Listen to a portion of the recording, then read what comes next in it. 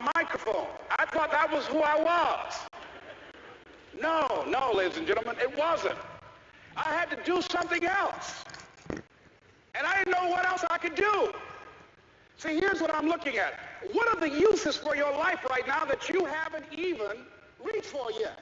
See, I believe that when you don't have enough encouragement to act on your dreams or ideas, or you're not enlightened enough, that life will act on you. See, life had moved on me and said, Les Brown, you have outgrown this. It's time for you to do something else. Well, I wasn't enlightened enough. I organized some disc jockeys and got my job back.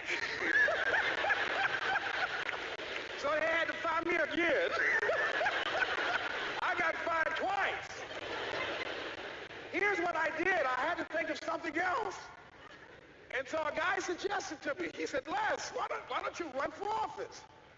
I said, man, I never run for office. I've never known anything about how to operate in the political arena. I've encouraged people to register to vote and get out to vote, but I don't know anything about politics. He said, well, neither do the people who run for office all the time.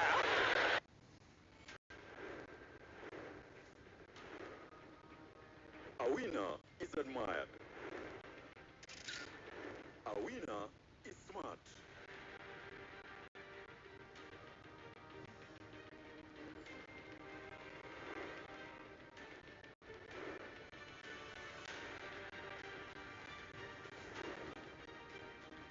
A winner is informed. Mozart bet. Sote ni washindi. I don't know anything about politics. He said, neither do the people who run for office all the time.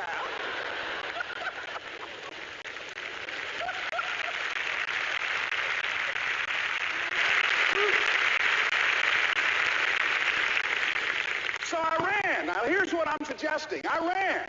You got to do what you can where you are with what you have. I didn't have any money. I didn't know anything about the political process. I didn't even have any support. But here's what the guy told me. It's possible you can win. That's all I had. I was running against an endorsed candidate. He was an incumbent. He had the newspaper support, all of the leadership in the community, and I was challenging this guy. So I had a saying when I was on radio, stand up for what you believe in because you can fall for anything. And I would go door to door. I have my kids on one side of the street. I would be on the other. And I'd knock on doors. Hello, my name is Les Brown. Tell everybody I'm still standing. They get on the phone. Child, Les Brown was to my house today. You know the boy on the radio with the big mouth? Yeah, they fired him out here. Say he's still standing. See, I'm saying just keep moving. Don't start feeling sorry for yourself. Don't spend time blaming and talking about what happened to you. See, whatever you talk about, that's what you multiply and expand in your life experience. So don't talk about stuff unless you want it to keep on happening to you, all right? So I got in that kind of action.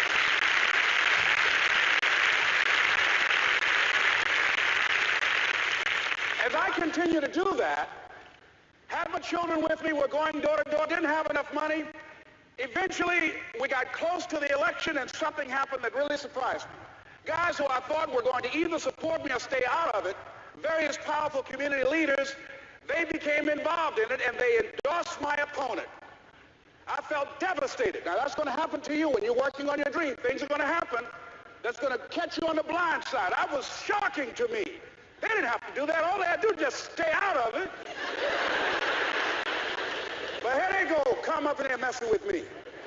Now that's going to happen. There's some people who believe it's their personal business to stop you from living your dream, all right?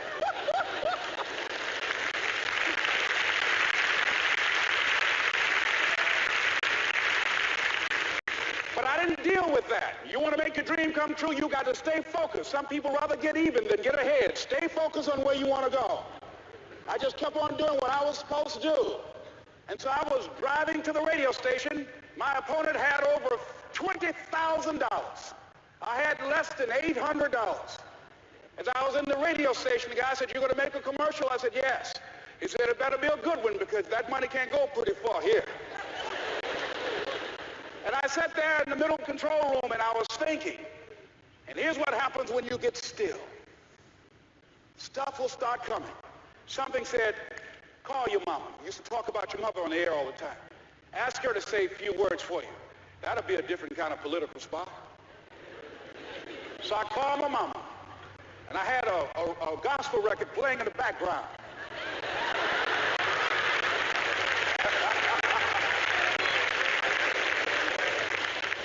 And then I had my mother say, hello, this is Mrs. Mamie Brown. When I raised my sons, I raised them to be good children. When they got out of hand, I beat them behind and made them go right. Please vote for my son. He's a good boy.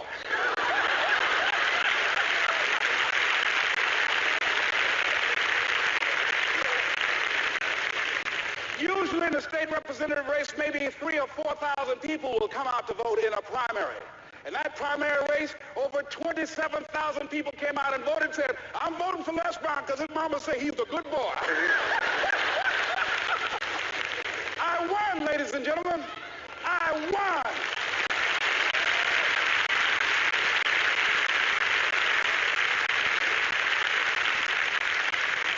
So you've got to be willing to stay focused, to be creative, to be relentless, because things are going to happen to you when you're working on your dream. When you get on track. I remember when I first got involved in speaking, one of the main things that speakers like to do is speak to a certain association that they have over 10,000 of their sales reps that come to this convention. And I was relentless. I kept saying, it's possible. It's possible. See, what I want to let you know and set you up for, because you said it's possible, don't mean that you're not going to have any problems. That Murphy's Law ain't going to come and slap you side the head. Old Bernie's going to come visit you. He's waiting for some of y'all out in the parking lot. Oh, you say it's possible. Okay, it's possible. Get on.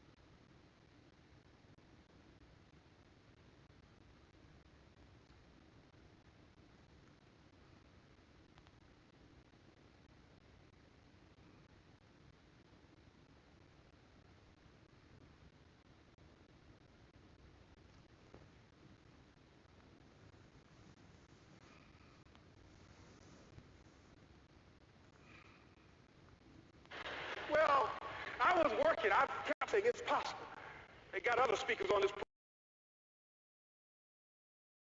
all fired up. And I was calling them every day.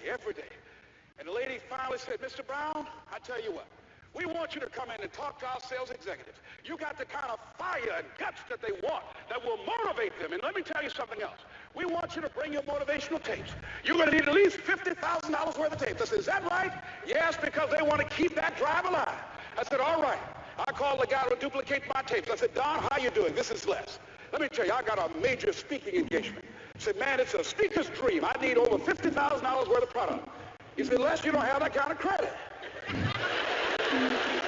I said, I know, but Don, I can sell that. Just right after speaking engagement, I'll give you money in 4 days. He said, are you sure, Les? I said, yes, man, I got a major speaking engagement, and they told me to do it. He said, man, that's a big order. Let me talk with the lady with you. I said, hold on just a minute, man. Call the lady back. Hello, Evelyn, how you doing? This is Les Brown. I got Don on the phone. What did you say? Do I have the speaking engagement? Yes, you do. And what else you suggest? Les, our people, they buy a lot of tapes.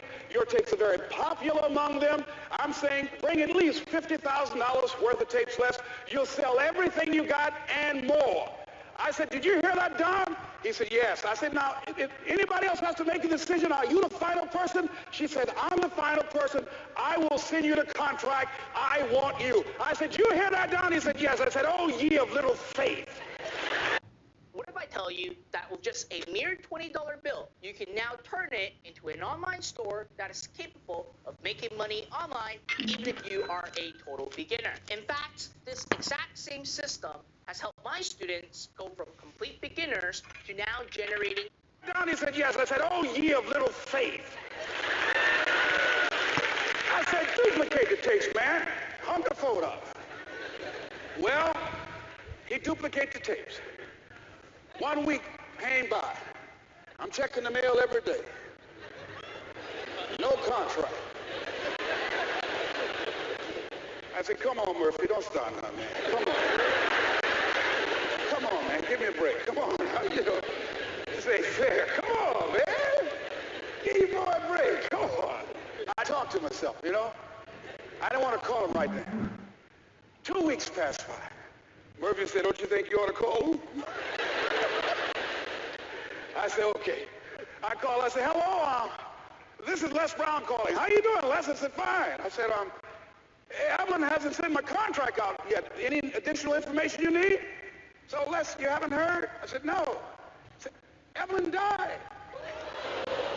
I said, she died? I said, did she say anything about me?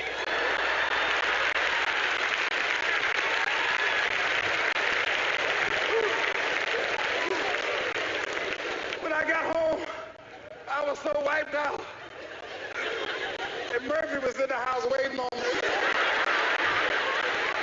Murphy said, is it possible you want to listen to some of your tapes?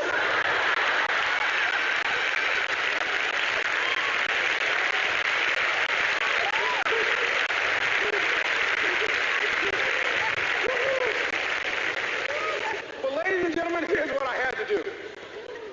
I had to begin to focus on what was the solution. That this was not the only place that I would be able to sell those products. And as I began to challenge myself and got some help and support and some other input, I eventually did. It took longer, but it was challenging. I was riding with a friend the other day, and I know this friend of mine who has been working on a job where she's been miserable for a long time. She was telling me about how she was miserable on the job and how she was so unhappy. So I said, if it's that stressful and if it's causing you that much pain, I say, why don't you just quit and do something else? And she said something that really put her in the chorus line with a lot of other people. She said, I would, but. And then I started thinking about that. I said, let me take a poll. So I started talking to other people, and I would ask them what they were doing. And I said, but is that your passion? And they would say, no. I said, then what's your real passion? And they would tell me what their real passion was. Then I said, well, then why aren't you doing what you really want to do? Oh, I can do it, but. And they would continue on. So this word, you know, but just kept on coming up. And then it also has some friends like woulda and coulda and shoulda. And one day, I'm going to have my own business. Those people who talk about one day I'm gonna. Some of y'all know some of those one day I'm gonna people. Raise your hand. Some of you get up in the morning and look in the mirror at that person. I just tease it, all right? So how is it that many times we block ourselves and we use these words almost like we're in a trance, like we're sleepwalking through life, that we find ways to cancel out our dreams? And I think that but is a dream killer. That a lot of things that we want to do, a lot of places we would like to go, a lot of things we would like to experience, and we just stop at but. And we build a case. In fact, I was reading something the other day that talked about but. It says, but is an argument for our limitations. And when we argue for our limitations, we get to keep them. See, but will cause you to procrastinate. But will cause you to hide out behind fear. But will cause you to come up with all type of excuses that you can validate your inaction and not acting on your dream. And right now, more than ever, people need to look for ways to live their dream. People need to look for ways to make it on their own. There is no such thing as job security. There's no such thing as a storm-proof or tragic-proof life. There are no guarantees today, ladies and gentlemen. The illusion is gone. There was a time when we graduated from high school, you're told, go to college and get out, and you go and work for a corporation for 30 or 40 years. They'll give you a gold watch and you'll retire. Special announcement, that day is gone. That day is gone, never to return again. So instead of people living in fear, feeling stressed out, feeling powerless, feeling like victims, I think it should be a time that we need to begin to look at ways that we can become an active force in our own lives. Look at ways when we can decide to take charge of our own destiny. Look at ways when we can decide to design a life of substance and begin to truly live our dreams. And it's time for people to decide, I'm ready to get on with my life. Shake somebody's hand on your right and left. A guy named Bob May said, they say, don't let nobody turn you around. Do that right quick.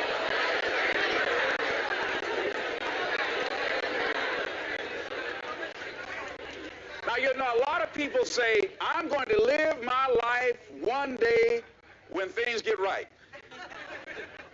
When I get all my bills paid. When I get my feet on the ground. I say, what have you been walking on? See, there are no problem-free moments. A guy named Dimples had a record one time called, If It Ain't One Thing, It's Another. And I say, if it ain't one thing, it's 12 others. Always something there to build a case on why you can't move on, why you can't grow to the next level, why you can't begin to manifest your greatness, why you can't begin to live life on your terms. Always something there to block you, to keep you where you are, and keep you from beginning to develop your true greatness. Always some fear. How do we handle it? And I'm saying that if you've been hiding out behind but, if you've been using the fact that you don't have enough money or you don't have the education, take it head on. Go get the education. I was saying to a guy the other day who was saying, I said, how old are you? He said, 47 years old. I said, your sister tell me that you can't read. He said, that's right. I said, why? Well, you know, I didn't go to school. I said, excuse me, how old are you? I'm 47. 47? Yes. And you can't read or write? Yes. Have you ever heard of adult school, adult education? Have you decided that you should learn how to read to begin to expand your world?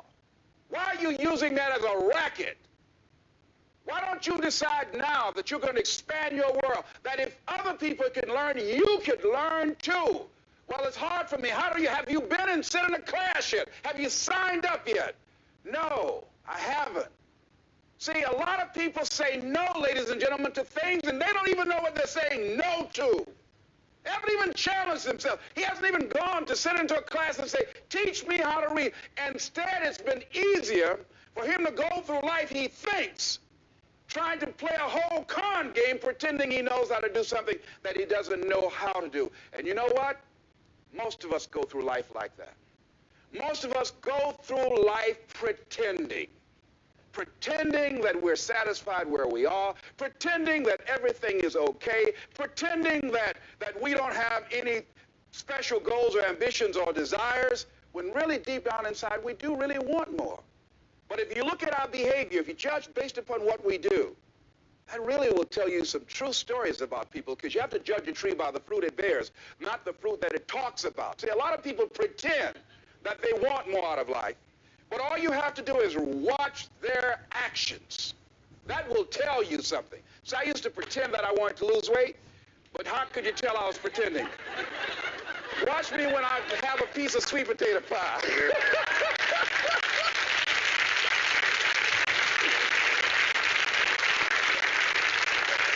Let me get within walking distance of some peanuts, some potato chips. See, I was pretending that I really wanted to lose weight. No, you just watch what I eat. I tell you what I'm seriously committed to. People tell you, oh yeah, one day I want to have a restaurant. See, they're pretending they want to go into business for themselves. They're not serious. How can you tell, Les? Watch their actions. Watch what they're doing. The proof is in the pudding. So if you want to do something, if you thought about something you want to do, take it head on. Decide that you're going to start looking at it, start doing research on it, start tackling it. Start becoming involved in whatever and wherever it might lead you to begin to explore the possibilities in that particular thing that you're seeking so that you can begin to learn all you can about it. Decide that you're going to face it, that whatever shortcomings you have, that you're going to strengthen yourself there. Whatever training that's required, that you're going to go get that training, that you're going to get started right now. George Washington Carver would say, do what you can, where you are with what you have, and never be satisfied. S.B. Fuller used to say, and you heard Joe Dudley talk about, always strive to be more than that which you are. Yeah, don't get satisfied with yourself. Always know that wherever you are, you can enjoy more, that you deserve more. But most people, you know what they do? Most people go through life quietly and safely, tiptoeing to an early grave. Find out what it is you want, and go after it as if your life depends on it. Why? Because it does. People that have found their passion, people that found the things that they love, people that have found the things that they can pour their lives into, those people live longer. I was in New York, and I had to do a seminar at a special church, and a guy by the name of Reverend Johnny Youngblood. And I said, how is it that you were able to build this big housing facility and got all of the various community and religious groups together to have this dwelling for 2,000 residents that were once homeless? How were you able to take on this responsibility? Wasn't it overwhelming? He said, the kind of work I do, he said, it's in me. I've got to live what's in me. And I think that's everybody's desire in life. You've got to live what's in you. Life is just too short and unpredictable. But what do we say? But there'll always be tomorrow. Oh, no. There's no guarantees you're going to show up tomorrow. There are a lot of people who were here yesterday that they're not here today. There are a lot of opportunities that were around yesterday. They're not here today. Oh, you can wait, but you know what Abraham Lincoln said? Well, good things might come to those who wait, but only the things that have been left over by those who hustle.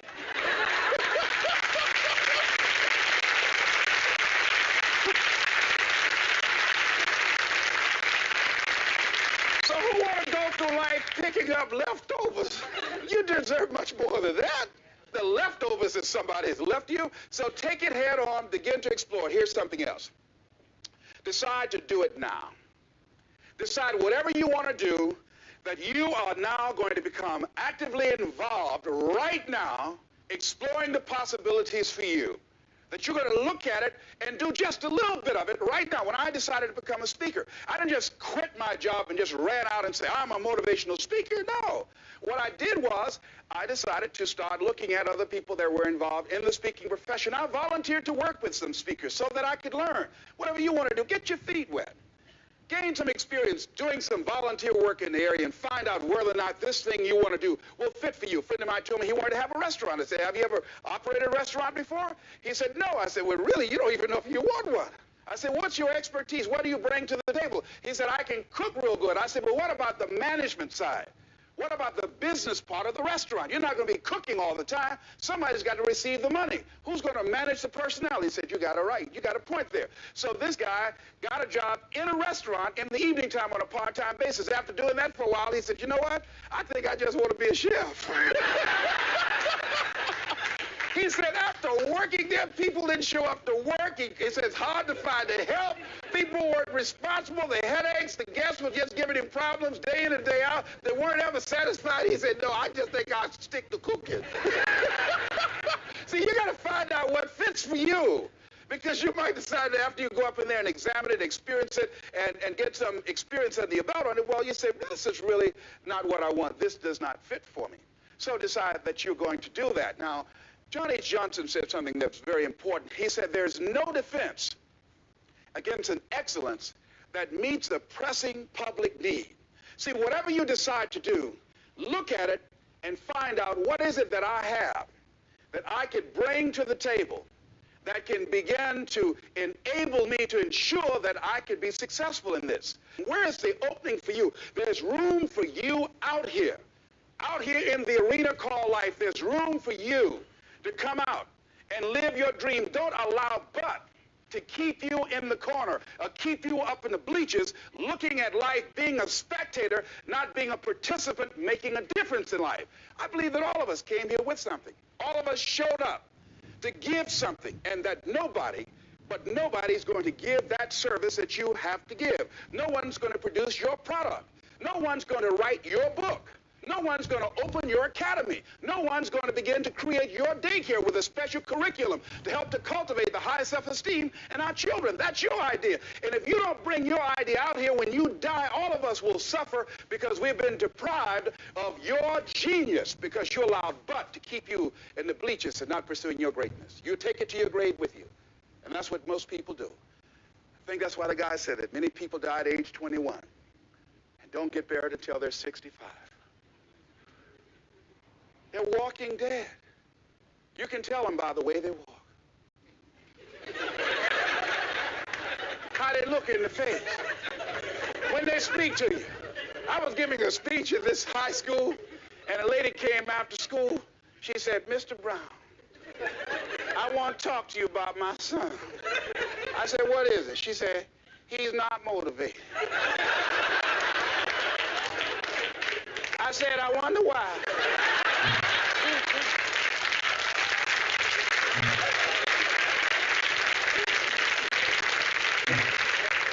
You got to have energy, ladies and gentlemen. You got to have life. If you're excited about what you're doing, even in the area of selling, you know people don't buy because of logical reasoning. People buy because of your way of feeling. People don't like to be around dead people. No, let the dead bury the dead. No, keep them away from you before they grab you and want to hold on to you. So the fact that whatever you do, you want to be excited about it. You want to have the kind of excitement that is so contagious that people want to be around you. Because whatever you're doing, whatever you talk to people about, this particular idea that you have, they're looking at you and they want to know, do you believe it? And are you the kind of person they want to be in business with? And if you're not positive, if you're not energetic, if you're not fired up about it, how can you expect anybody else to be fired up about your idea? Am I right? All right, repeat after me, please. I'm going to be fired up about my dream. I'm going to go at it with everything I got. Shake somebody's hand on your right and left and say, you got what it takes.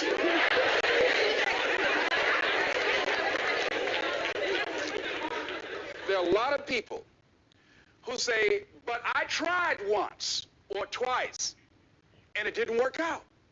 And so they use that as an excuse not to ever come out again.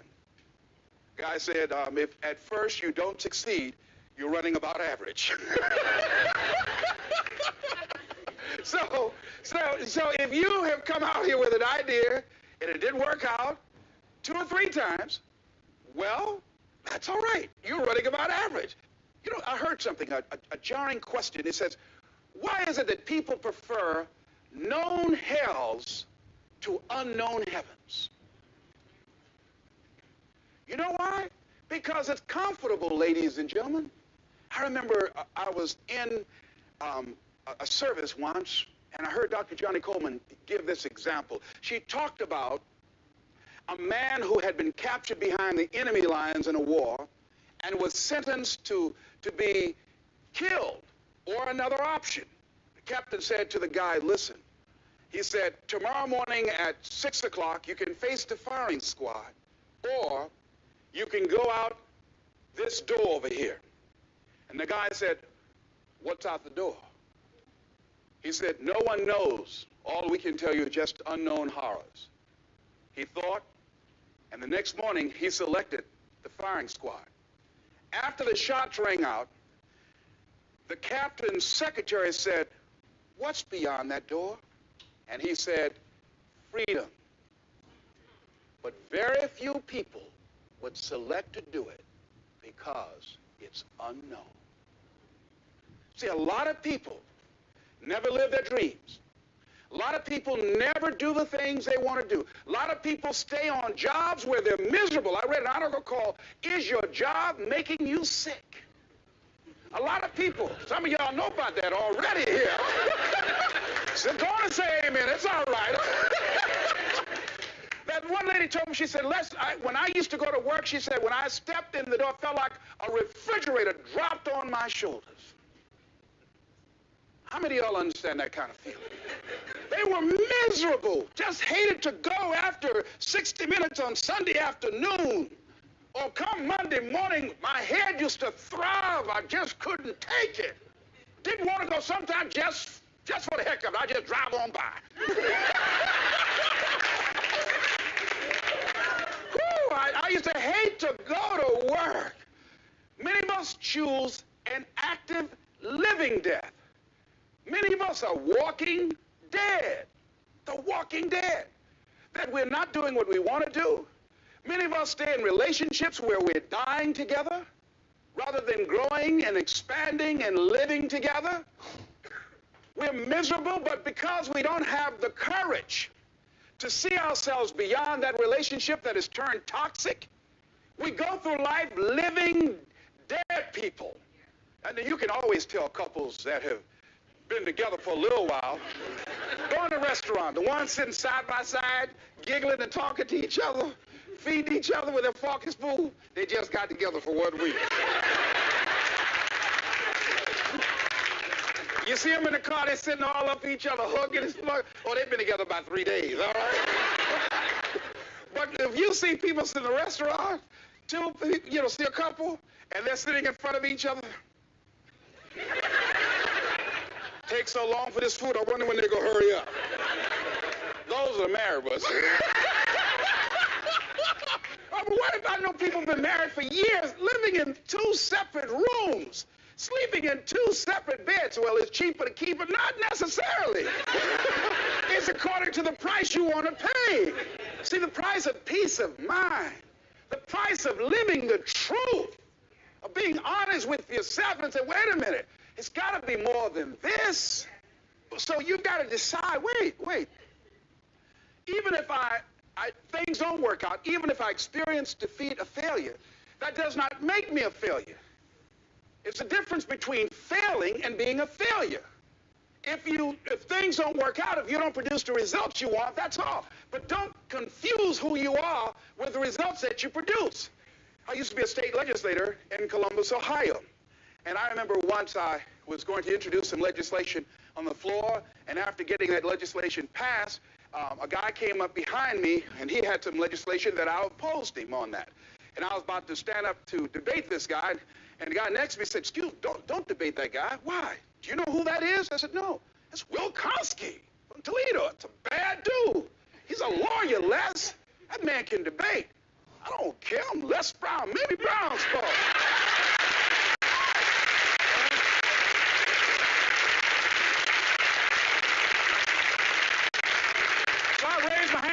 Mr. Speaker, he said, the gentleman from the 29th House District. I said, yes, sir. To tell the gentleman I'd like to take him on. Challenge him on this legislation. He said, Will Kosky said, I would more than like to, Mr. Speaker. Everybody would say, whoa. I asked him some questions. He responded. I say, I wonder why I asked that man that question. Will Kosky wore me out. I mean, I was so embarrassed, I just limping back to my room with my yes, I can attitude. However, here's what I learned. When you win, see, if I win a debate, I win because of what I know. When I lose because what I don't know. So I had to check out, what is it that I did not know? I wasn't prepared. I did not do enough research. I did not do my homework. So he handled me like he wanted to. So I came back again. I waited on some other legislation, did my homework, but he was more than able to take me out again. But pretty soon, each time it would take him, it would become a little bit more difficult and a little bit more difficult. And the older guy said, would you argue in behalf of this legislation for me? I said, sure. I started volunteering to do work in the legislative committees for the older guys. I said, absolutely. And the more I did it, the better I became. And then people began to start respecting me. And when I would ask and say, Mr. Speaker, I'd like to speak on that bill, some guys' lips start trembling and stuff, like Jimmy. Wait a minute. Is there anything wrong? Do we have a problem here?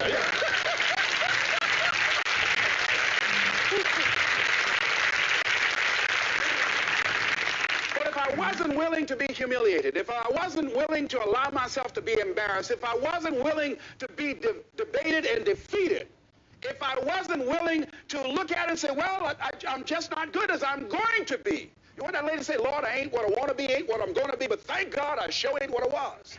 You can either live your dreams or live your fears. And I think the majority of people actually are not living their dreams, but are living their fears. So I want to ask you a question. What are your fears? What are you afraid of? What are you scared of? Because we all have fears, don't we? We all have something that's blocking us, that's holding us back.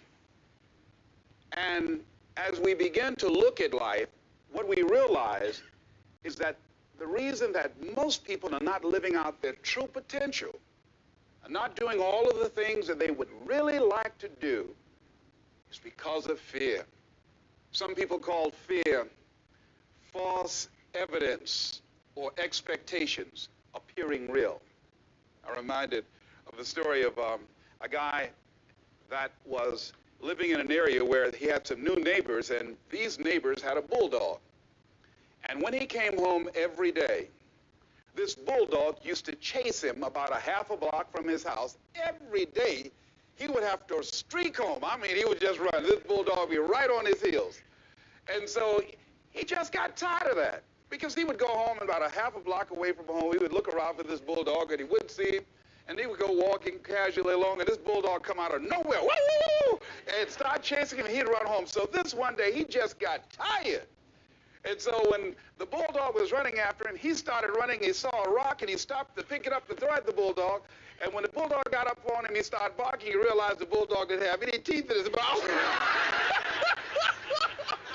Then he started chasing the bulldog. If you don't get all the way from it, because the most the bulldog could have done is gum, you know. And so, you know what? Most people go through life running scared. Running scared from things that have no teeth in them, because they're false expectations appearing real. But see, we're brilliant enough to scare ourselves to death. Do you realize that? There are some people actually who get a kick out of scaring themselves to death. I remember the last frightening movie I saw. It was The Exorcist. I will never forget. I was so frightened when I came home. I'll never forget. I drove in the driveway, and I had already called my former wife and said, listen, turn the lights on. I was coming in the driveway, and I was getting out of the car, and all of a sudden I couldn't get out. I started blowing my horn. I said, Madeline, they got me, they got me. She came to the kitchen and said, take your seatbelt loose, fool. I said, oh, okay. I was frightened out of my wits. But there are a lot of people who they get off on that. They love it. I'm a person now. My brother is a paratrooper. My twin brother, he's in the military, career man. I would love to jump out of an airplane to parachute. I'm scared, though. I mean, I really admire my brother for that. I would really love to be macho man like that.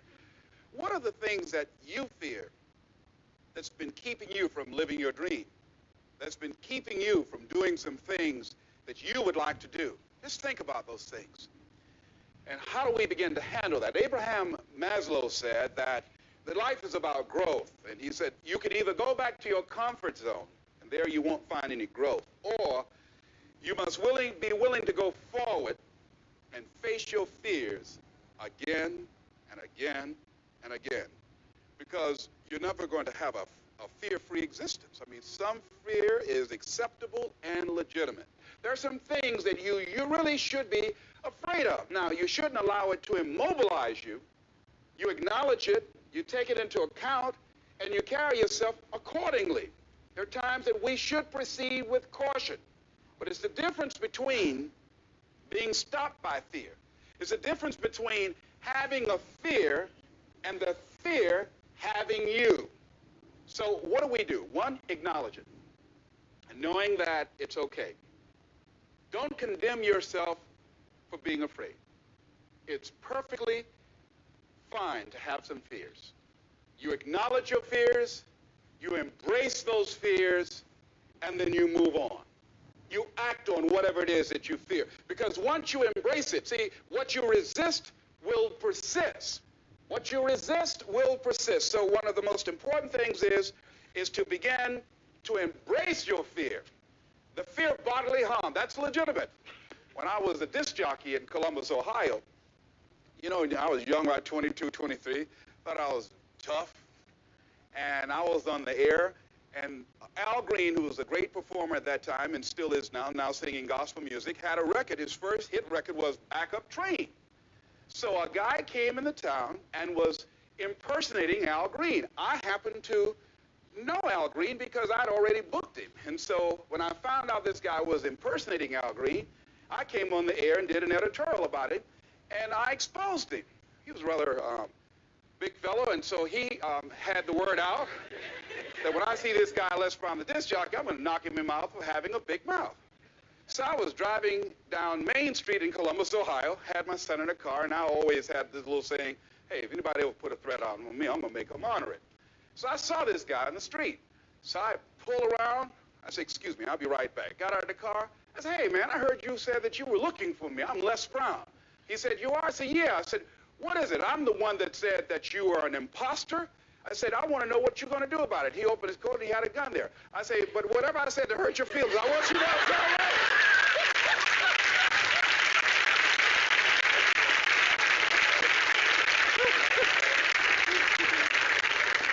Acknowledge your fears, carry yourself accordingly,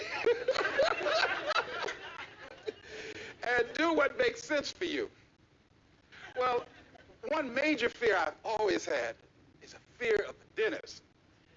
And this fear had me. I didn't have that fear. And what really reinforced it, you got to watch things that can feed your fear. I saw a movie that most people would not remember. This movie was starring Dustin Hoffman. It's called The Marathon Man, with Laurence Olivier. When he's trying to get a confession out of here. And he took this drill out. Let me tell you something. When he went in Dustin Hoffman's mouth with that drill, I had $1 worth of popcorn. That popcorn went everywhere. Oh! Do you know I could not go to the dentist for 5 years? I had left broadcasting, went to the Ohio legislature, had an impacted wisdom tooth. Now that hurts. And I would call, and as soon as the people would answer the phone, I would hang up. That's how frightened I was. Dr. Hamler's office, boom, I'd hang up. Then I got to the point where I could just ask for an appointment. Hello? And I wouldn't give my real name. Because I knew I wasn't going to keep it. I'd give anybody's name. Joe Jiggly, it didn't matter. And pretty soon I got to the point where I could give my name. It was about 4 years after that, you know. Said, my name is Les Brown. Then I would call back and say, look here, due to my legislative agenda, I won't be able to make it. So the lady finally said on the phone, she said, you're scared, aren't you? I said, no, I'm not. She said, then why don't you come in? I said, that's none of your business. She said, you're not coming in because you're scared. I wish you just would not waste our time. And she hung up. I said, you have no right to do that to people like me, you know. So finally, to make it long and short of it, I was hurting so bad, I said, wait a minute, I've got to do something. And I said, what am I afraid of? Go there and handle it. I said, man, Dr. Hamler, I just can't hear this drill. I mean, if you can do whatever, I don't need to hear this drill, that sound. You know, that's what gets me, that drill. Don't pull that drill out on me. He said, just calm down, calm down. And it wasn't really bad as I thought it was. One of the things you find out that when you face your fears, it's not as bad as you think it is. And when people tell you, I just can't do it, I can't handle it, I mean, really, I can't handle it, what they're envisioning is that they're not going to be it. They're going to clock out like you're going to die. And guess what? We all had occasions when we confronted our fears, we had to do something we felt uncomfortable with, we didn't want to do it, and we did not die. They didn't come take us and put us in a box somewhere. Am I right? So what we've got to begin to do, how do we handle that? What's the process? Because it's all up in here. One, I think, is imagine the worst case scenario. I just imagine that he went in my mouth and with this drill and that I just croaked out. Then I imagine, that's the worst case scenario. Then I had another technique I used. Visualize yourself being more than able and capable of handling it. I used to have a tremendous inferiority complex about speaking before people that I felt who had more going for them than I did. Because I'm not college trained, I used to feel that college people were the most intelligent people on the planet. And there was nothing I had to say for them. And what will they listen to me for? That's the way I felt. And so I had to visualize myself speaking before them, speaking before various audiences that had more going for them than I did, and realize and appreciate my own value, and that I was a worthwhile person, even though I didn't have all going for me. I didn't have the money, I didn't have the education that they had. So part of the process is seeing yourself, being worthy, being capable, having what you need to make you a worthwhile person, and that you're more than able, and that you deserve to be listened to, or you deserve to have that dream and that passion and whatever it is that you see and envision there. You've got to see it in your mind's eye and know that you've got what it takes. Repeat after me, please. I must see in my mind's eye. See myself. Confronting my fears. Handling my fears. I'm more than able. Shake somebody's hand on your right and left and say, you got the right stuff.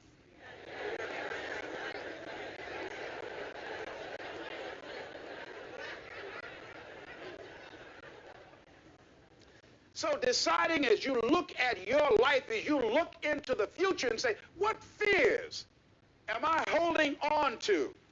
What fears that I'm allowing to imprison me, that's keeping me from breaking out, that's keeping me from living up to my true potential, that's keeping me from really being happy, that's keeping me from having a sense of adventure and excitement in my life? What's keeping me from controlling my destiny? What fears that I'm giving that permission to? Notice what I said, that we must give our permission to fear to immobilize us. Because whatever discomfort you experience, whatever challenges or difficulty that it is, you got to handle it. Got to go up in there and wrestle with it. Will it be easy? No. Will it be challenging? Yes. A friend of mine who's going into recovery. He's been addicted to crack cocaine for years and alcohol. He was talking about how challenging it was and why he was dreading going into cold turkey. I said, what do you want me to tell you? That it's going to be a picnic? No, it's not. It's going to kick your butt? Yes, it is. Are you going to want to die? Yes, that's a part of it. But that's just what you must go through in order to get where you want to go. And guess what? You are strong enough to do it. You're strong enough, and your life is worth whatever you have to go through to get past this addiction. Whatever you have to do. This dream you got, whatever you want to do, will it be easy to just run out there and do it? No. Will it happen overnight? No. Will it be a struggle? Yes. Will there be times when you can't make ends meet? Yes, that's a part of it. Will there be times you won't know what to do? Yes, that's a part of it. Will you have some opposition? Will things go wrong sometimes? You will have many visits from Murphy. Now, if you say, well, who's Murphy? Don't worry.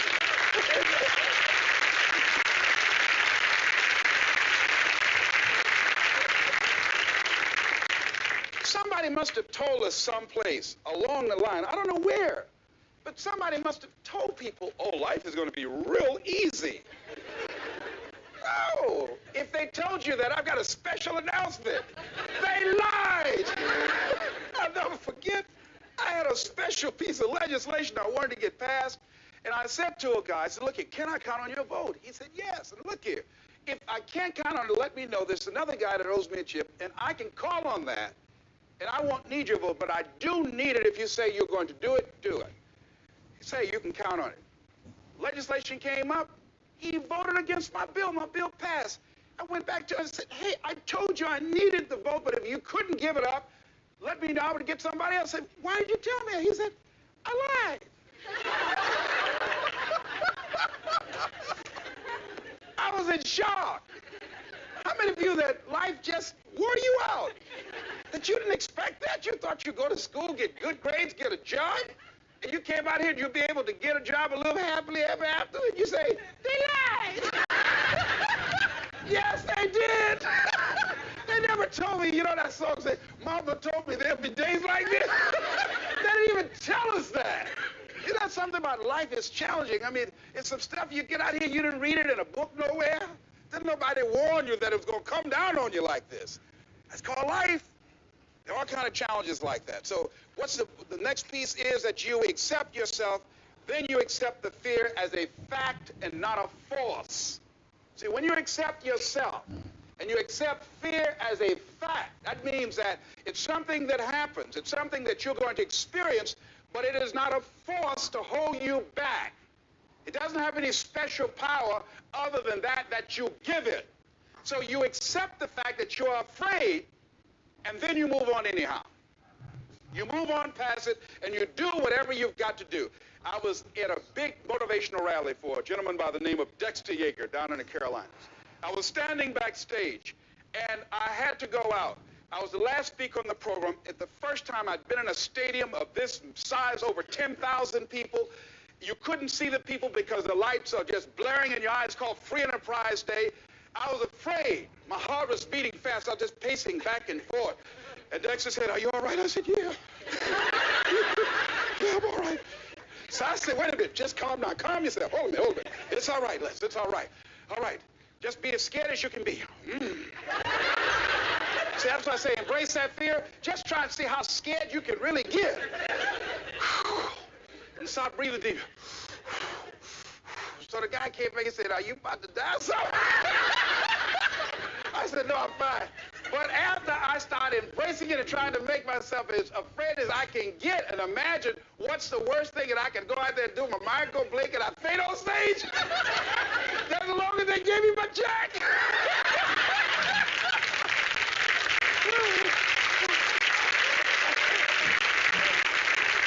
But once I started laughing at myself, I started talking to myself. I said, "You know you scared today?" And I said, I just calmed myself down. And I went out there and I cooked. And that's what you got to do. I had another experience where I was at a major corporation, and it was one of my first major presentations I was going to do for this corporation. And I had 4 other presenters that had large firms. And one of the things that you've got to do is you've got to watch your inner conversation and discipline your thinking and your imagination, because if you don't, your mind will take you on a wild trip. So my mind said, "Hey, Les." I said, "What?" "These guys are going to wipe you out. You can't compete with them." Because I heard these guys sitting over across from me, and they were talking about all that they had going for them. And so I started doubting myself, and I became afraid, and I was thinking, well, maybe I shouldn't go in there. And so I knew then, and this is what I suggest to you, sometimes you got to talk to yourself. Talking to yourself, you know, be a good exercise. It might be the only intelligent conversation you ever get. So I got up and I went to the bathroom and I started talking to myself. I said, "Les, let me tell you something. What do you care about these guys and their firms and all their money? You got 6 children you've got to feed. You got a mama you've got to take care of home. You ain't got nothing to lose."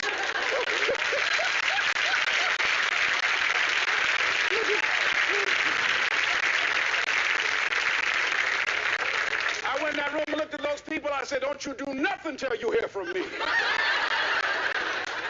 And I got that contract, too. You got to do that. So when you have your lower self talking to you, telling you what you can't do, part of what you've got to do is be your own motivator. And you can't talk casually to yourself. You can't stand around and say, "Now, you must calm down now." No, that subconscious mind won't hear that. You've got to have a good conversation to yourself. Hey, and answer yourself, too. Don't pay these people any attention. You answer yourself. "Hey, what you going to do?" "I'm going there and get off." "All right, very good.